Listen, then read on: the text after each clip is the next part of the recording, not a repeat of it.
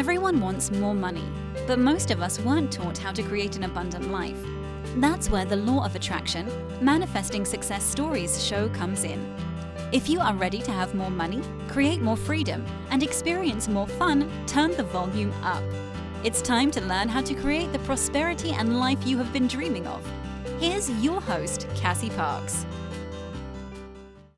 Hello and welcome to this episode. I am your host, Cassie Parks, and I am back with the class of 2026 Living Their Dream A group. Leslie, Chona, Tierra, Kate, and Luisa are here today, and we are recording this on August 23rd, 2021. So I'm excited to talk to these ladies.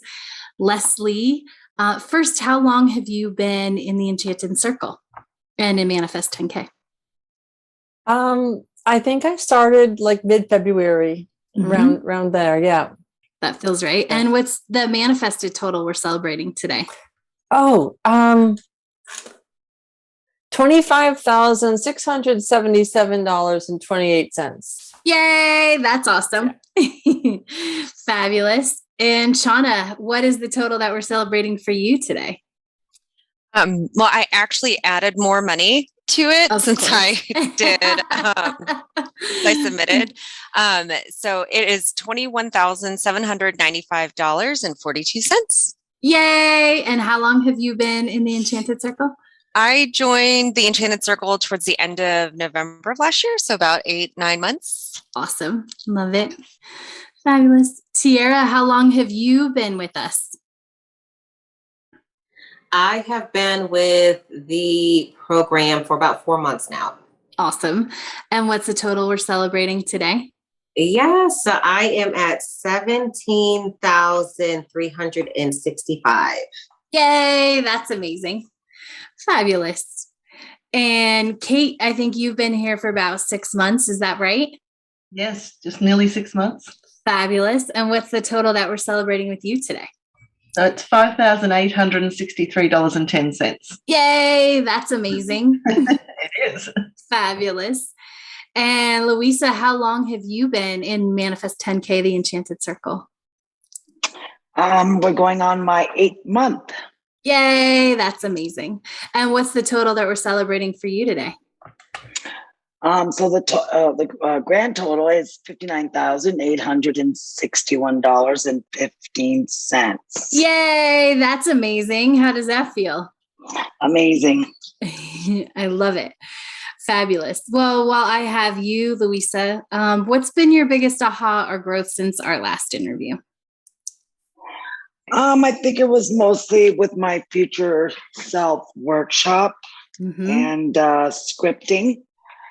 And my biggest aha was, keeping my scripts fun, that my scripts are not a way for me to, I was always thinking that they were a way to make things happen. And then when I was reading what you wrote and how that's not what they're for, they're fun, they're for our future self to show up.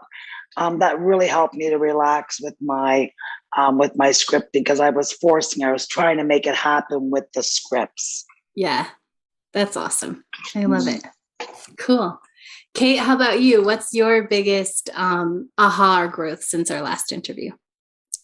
It's really been around the yo-yo effect, really stepping in and feeling it, being there, acknowledging it, and working on those limiting beliefs that keep coming up. It's been quite a journey. Awesome. And by yo-yo effect, I think we touched on this last interview, but really taking that kind of 2 steps forward and then coming back, right? Yeah, absolutely. What is the biggest way that you've been choosing to step forward? Is it just acknowledging that I'm human, that I don't have to be perfect all the time. I'm trying to do everything for everyone. And really just allowing myself to have those days and not beat myself up. And in lockdown, that's been a really good test. And so because the family's all around us, and the kids have been really good in helping me do that. And I'm really inspired by them, how they bounce back from things, and they just see the fun in everything. That's helping me be fun, and joyful is one of the energies I really am tapping into, and it's helping me to be conscious, be happy, just be fun. Yeah, And everything around me is really changing, and it's been really awesome. Awesome. Tierra, what's your biggest aha or growth since our last interview? I will definitely piggyback off of Kate in regards to the yo-yo, and really just managing those emotions of the, 5 steps forward, maybe 2 or so steps back, and not seeing things manifest in the physical as quickly as I'd like. But at the same time, I've been making a conscious effort to celebrate others' evidence, because I stopped kind of picking up on that through the day-to-day. And on a call recently, you mentioned that, and that's really been helping me to stay focused on what's coming together. So I definitely would say celebrating others' evidence. Awesome. That's a big one. Chona, how about you? What's the biggest aha or growth since our last interview? I know there's been a lot. It was hard to pick one, but I would say that it was on an Enchanted Circle call when I asked about whether or not I was up leveling a thought. And it was in regards to a call that I had with 2 ladies about doing some contract work. And when I got off when I got off the call with them, it didn't feel like a hell yes. So I was going to say no. And so I asked you if I was up leveling my thought by saying, no, I don't want to do that. I want to just have one job where I make more money. And you're like, nope, you're up leveling. It's just the no. That is it. Like, I didn't need to justify it. It's just the no. And so for me, that was a really big aha, because I didn't realize I was still trying to justify or explain why I didn't want to do something. I just don't want to do it. Yes. Yay. And that's enough. That is enough. And a huge, just huge lesson in opening up to. It's awesome. Leslie, how about you? What's the biggest learning or aha that you've had since the last interview? Yeah, this came about in like kind of 2 different ways.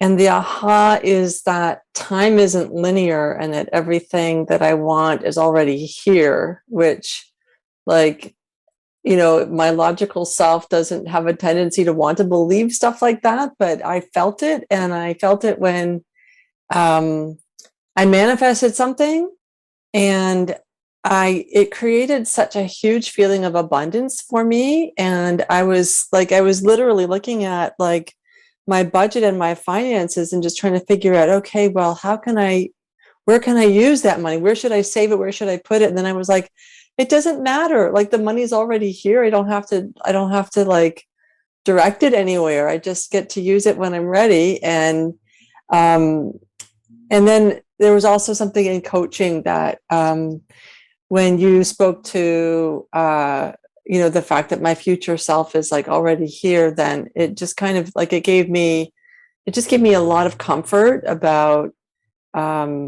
something that I'm trying to create in my future, and feeling like a lot of comfort that, well, it's here already. So yeah. Yeah. that was really huge for me. Yeah. Oh, amazing. That's one of my favorite things. And I get it. Sometimes my logical brain doesn't get it, but I'm like, it's true. I'm going to step over here and be in that space. And I love that. And you've had some really cool evidence with people around you up leveling and having financial shifts. So tell us what's the coolest piece of evidence that you've gathered lately. Yeah. In my family, my father kind of struck out as an entrepreneur. And my brother and sister and I have we've all kind of been on a similar path in kind of finding something, more entrepreneurial as a way to make money. And my brother just got a huge pay raise, and something that was like a kind of like a side gig for him just turned into a full-time gig. And he's now like a really integral part of this company that he's with. And so it was just amazing evidence, because there's something kind of like, in the familial money story that got shifted when that happened for him. Yeah, that's awesome. I love that. Very cool. Chona, I am excited for you to tell us all that don't know this story, like the coolest piece of evidence that you've gathered, because I loved reading this story. Yeah, so I don't know if you all follow the Humans of New York page on Facebook or Instagram, but throughout the week, they're just stories about people living in New York, and they usually share them in like installments. And so I was scrolling through Facebook and landed on this one. And usually if they're like more than 5 installments, I'm like, oh, that's too much. But I was like, no, I really want to read this woman's story. And I was so glad I did, because the first story about her, she talked about how she is a manifester. She didn't actually use those words, but she was talking about how ever since she could remember, she would just think about something and it would happen or it would show up. And so I was like, okay, yeah, I was meant to read her story. And she told the story about how her 2 daughters kept asking her to buy them a brownstone, and she's like, I can't afford a brownstone on a teacher's salary in New York City. So for Christmas, she bought her daughters a dollhouse of a brownstone, and so they put it together, and it was beautiful, and they played with it, and it was like, oh, I finally bought my daughters their brownstone. And I don't know how much, how long it was after that, but there was a citywide contest to win a brownstone. And so she entered it and thought like, oh, well, whatever, like, I'm not going to win, but I might as well just enter my name. And she ended up winning a home in New York City, a brownstone.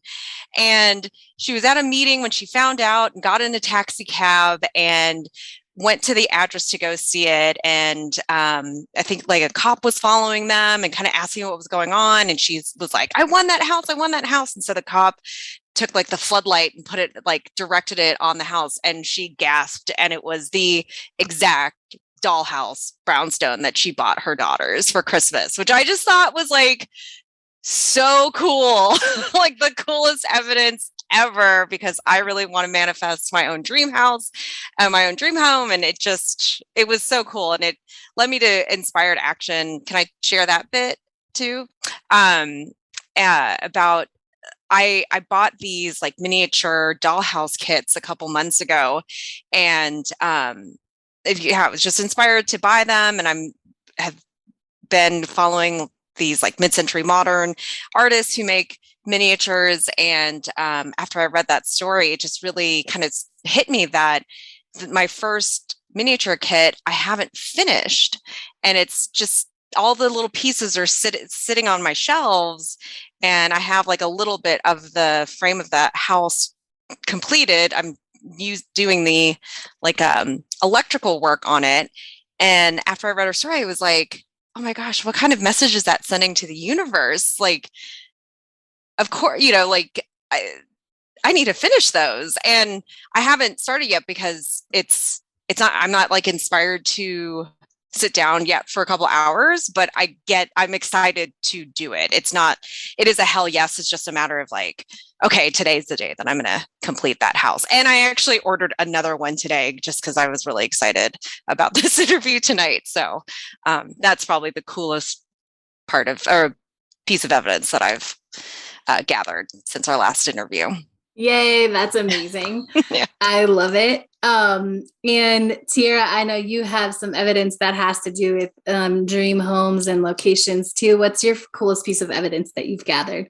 Yes. So a friend of mine is moving from California to Miami. And just a few months ago, she said, I want to move. Don't know how I'm going to afford it. Don't know where, but in Miami, but I know I want to move.